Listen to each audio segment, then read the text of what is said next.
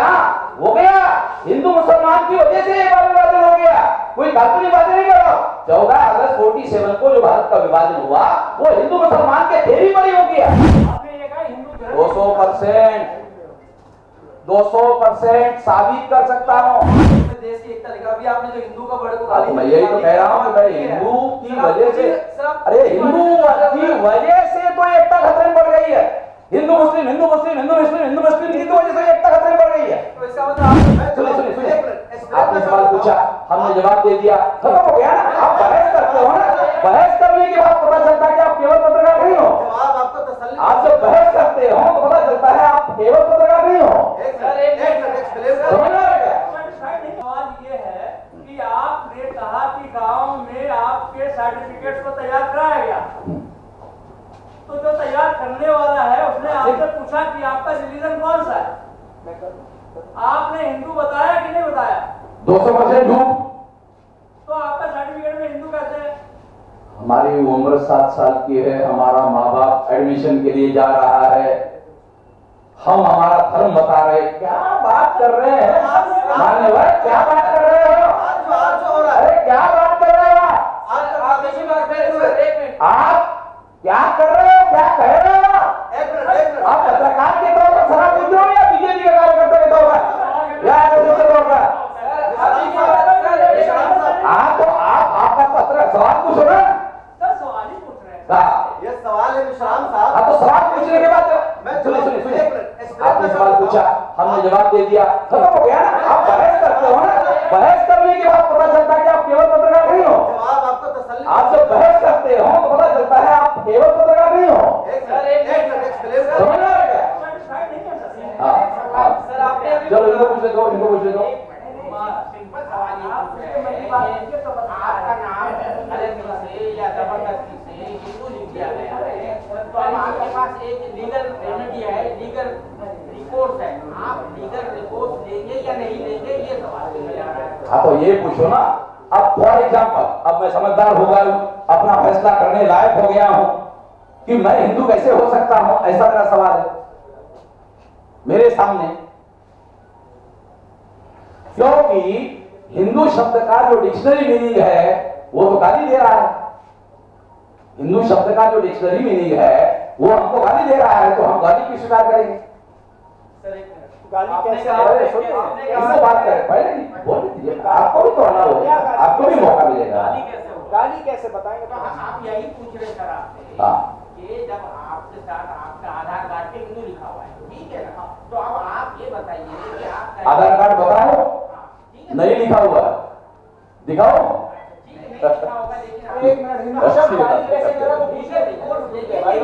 क्या कॉन्स्टिट्यूशन में आप ज्यादा जानकार है, किसी को जबरदस्ती किसी का धर्म बताने का अधिकार है? वो नहीं है, लेकिन नहीं है ना। चलो इनको पूछो। आपने अभी कहा कि मैं छोटा था, 7 साल का था। मेरा एक एग्जाम्पल दिया भाई, आपके साथ जो गए 6 लाख 6.5 लाख गांवों में जो गांव देहात के लोग हैं अपने बच्चों का एडमिशन करने के लिए स्कूल में जाते हैं, वो सारी प्रक्रिया आपको पता है। एडमिशन कैसे होता है, सर ठीक है, कौन लिखता है। सर आप ही की बात पे बोल रहा हूँ, आपके साथ आपके पेरेंट्स गए होंगे, बुरा मत मानना। एग्जाम्पल के तौर पर आपका कहने का मतलब ये है, इसका मतलब आपके पेरेंट्स ने गलत लिखवाया कि आप हिंदू हो, उन्होंने लिखवाया हुआ ना। अरे ये तो डॉक्टर अंबेडकर कहते हैं कि मैं आज तक हिंदू था और मैं डिनाउंस करता हूं। आप समझते नहीं हो? ये तो ऐलान ये कहा था कि मैं डिनाउंस करता हूं। आप सीधे सीधे सवाल का जवाब ही नहीं दे रहे हैं। अरे वाह, आपने सीधी सीधी बात बोल रहा हूं। आप और आपके हम उम्र जो लोग हैं, आप जिनको पता चला रियलिटी का समझाएगा, तो आप लोगों ने अपने बच्चों के कॉलम में क्या लिखवाया, रिलीजन के कॉलम में? कौन से? आपने आपके जो लोग तंजीम में हैं, जो लोग कहते हैं कि हम हिंदू नहीं है, तो आप लोगों ने अपने बच्चों का रिलीजन में क्या लिखवाया है? क्या लिखा? अरे बोलने दीजिए, पूछने दीजिए ना। आपको बहुत बार हो गया है। अरे आप पूछने तो दीजिए उनको। अरे भाई, अरे पूछने तो दीजिए।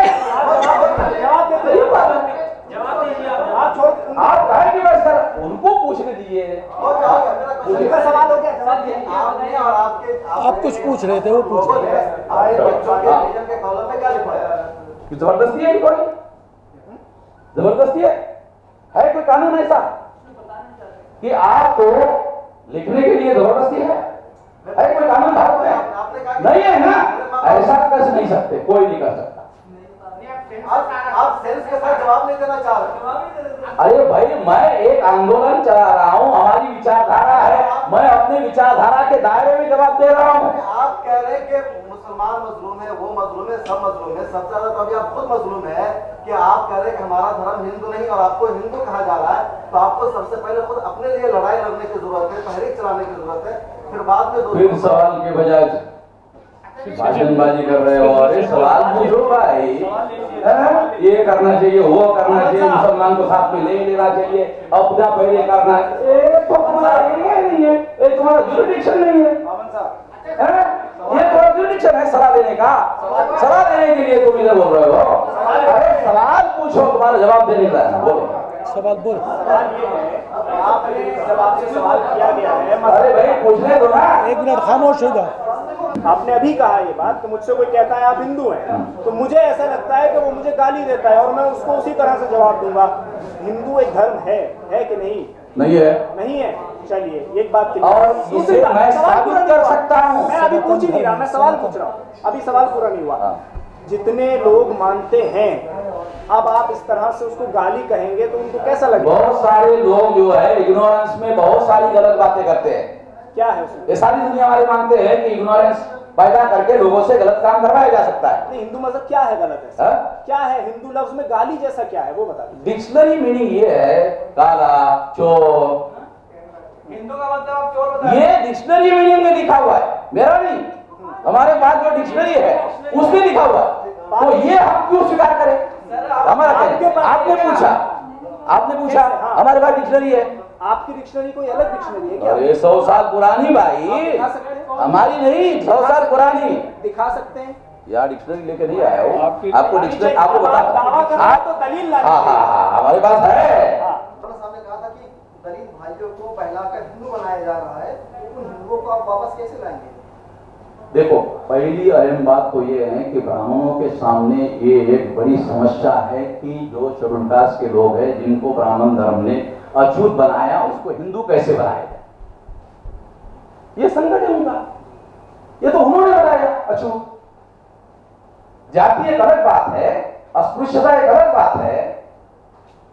अस्पृश्यता की वजह से तो डॉक्टर अम्बेडकर को धर्म परिवर्तन करना पड़ा, ऐलानिया करना पड़ा। काल्पनिक बातें तो नहीं कह रहा हूं, हिस्टोरिकल बातें हैं।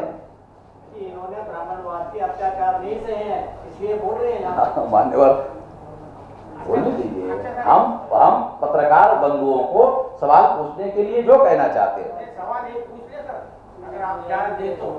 मुझे लगता है आपके बहुत सारे सवालों के जवाब दे चुके हैं, आपके कोई सवाल है नहीं।